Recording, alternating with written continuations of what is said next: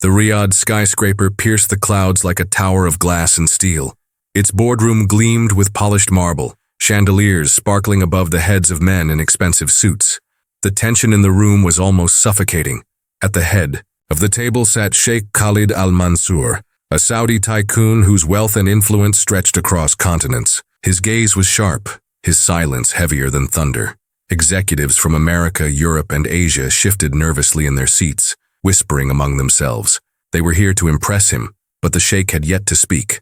Standing at the back of the room, invisible to most, was Jamal Carter, a black janitor in his late 30s.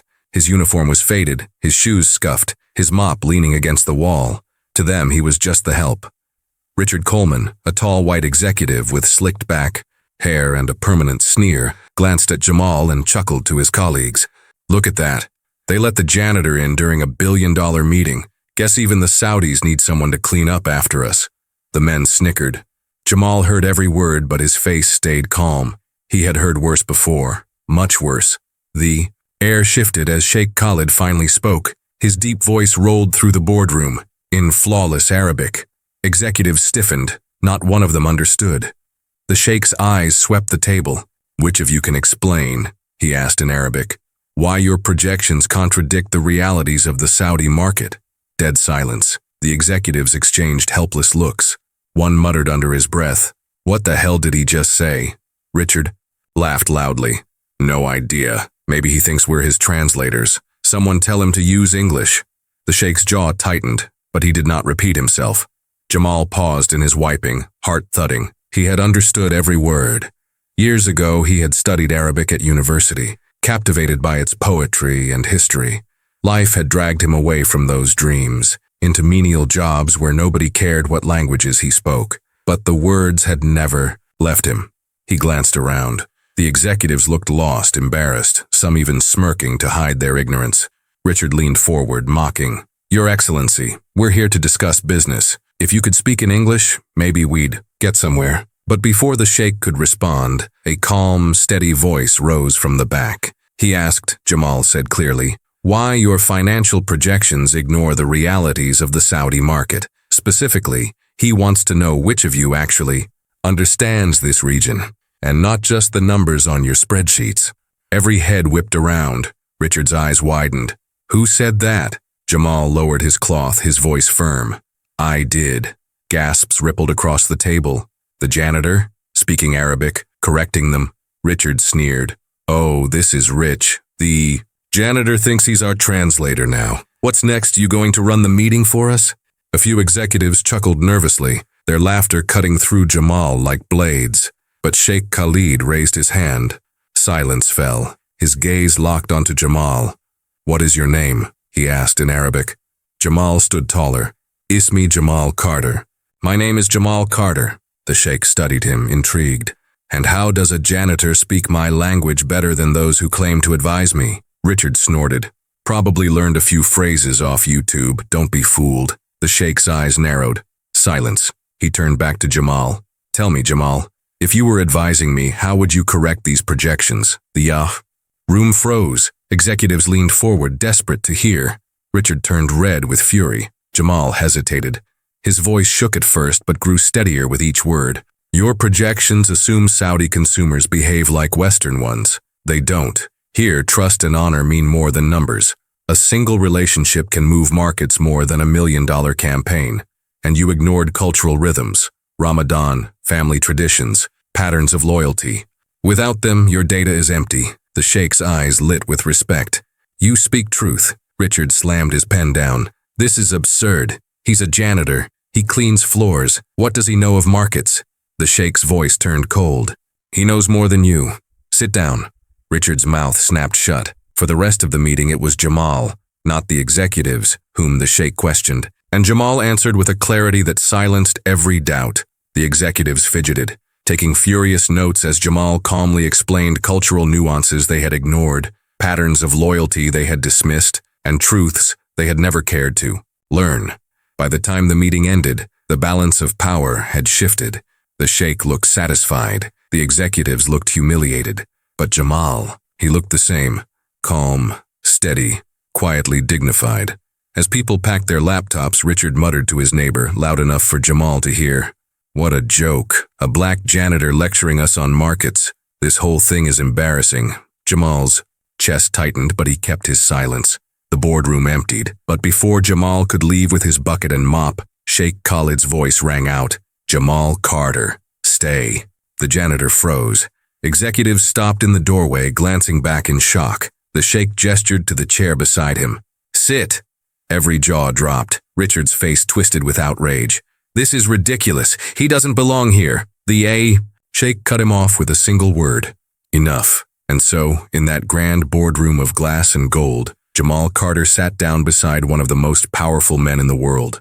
Not as a janitor, but as someone finally seen. Jamal lowered himself into the leather chair, his calloused hands resting stiffly on the polished wood. It felt unreal, as though the world had tilted on its axis. Moments ago, he had been invisible, just a janitor with a mop. Now, all eyes were on him. Executives lingered at the door, their mouths half open, disbelief etched across their faces. Richard Coleman's knuckles whitened as he gripped his briefcase. He muttered under his breath, "This is a circus, absolute madness." But Sheikh Khalid al-Mansour leaned forward, eyes fixed on Jamal. "Tell me," he said softly, "how did a man cleaning floors come to understand my language, my culture, better than those who claim to represent the world's finest institutions?" Jamal inhaled slowly. Memories washed over him.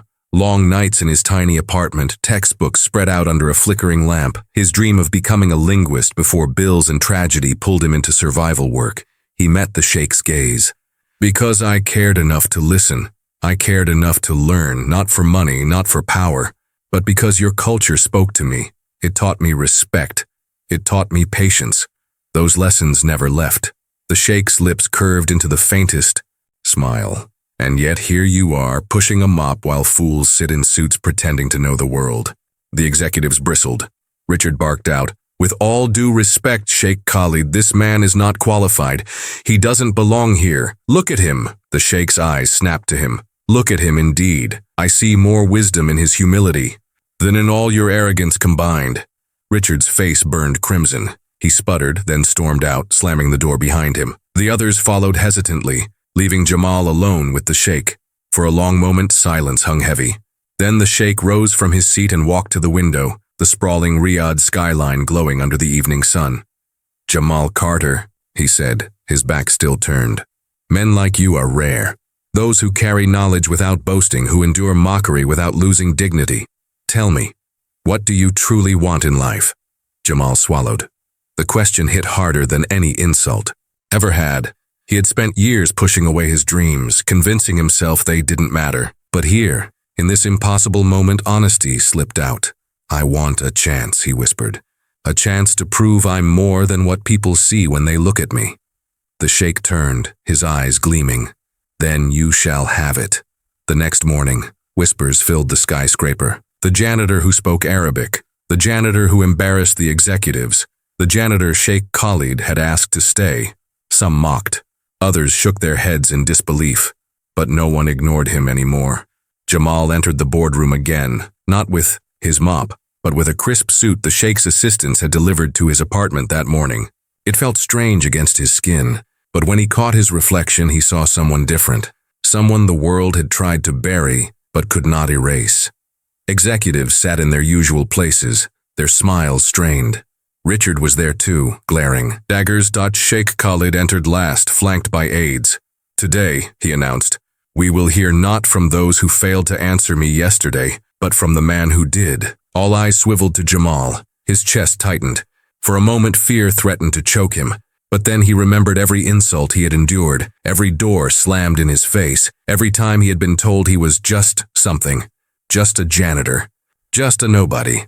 He stood. His voice carried steady and clear. "Gentlemen, the Saudi market is not a puzzle you can solve with charts. It is a people you must respect. If you ignore that, your billions mean nothing." The room fell silent. "Even," Richard's smirk faltered. The sheikh nodded, satisfied. "From this day forward," he declared, "Jamal Carter will serve as my cultural and strategic advisor. His insights are worth more than the arrogance of those blinded by numbers." Gasps echoed through the room. The janitor, An advisor? Richard exploded. This is insanity. He doesn't have a degree from Harvard or Oxford. He doesn't have experience running global markets. He cleans floors. Jamal turned to him, his voice calm but edged with steel. Yes, I cleaned floors. I scrubbed away other people's messes for years. But while I did, I studied. I listened, I prepared. Because dignity isn't about the work you do. It's about the heart you bring to it. And you've had every privilege, every opportunity, and you still understand nothing. Richard's face twisted. Words failed him. The Sheikh's voice thundered. Enough! Richard, you and your firm are dismissed from my contracts. Leave this place and never return. Shock rippled through the room. Richard staggered, his pride shattered. He grabbed his briefcase, muttering curses, and stormed out for the last time. Weeks passed. Jamal's life transformed. No longer invisible, he traveled with Sheikh Khalid to conferences and private meetings. Leaders who once ignored him now leaned in to hear his words. He spoke of respect, of bridging cultures, of building trust beyond profit. But Jamal never forgot where he came from. One afternoon, he returned to the skyscraper not in a suit, but in his old janitor's uniform. He walked the same halls, mop in hand, while executives stared in confusion. When asked why, he smiled, softly, because this uniform reminds me of every moment I was overlooked, every time someone judged me by what I wore instead of who I was. I never want to forget. The staff who once looked past him now greeted him with respect. Some even whispered that his story gave them hope, that maybe they too were more than the world believed. Months later, Jamal stood at a global summit beside Sheikh Khalid. Cameras flashed, reporters buzzed, dignitaries filled the hall. A journalist raised her hand.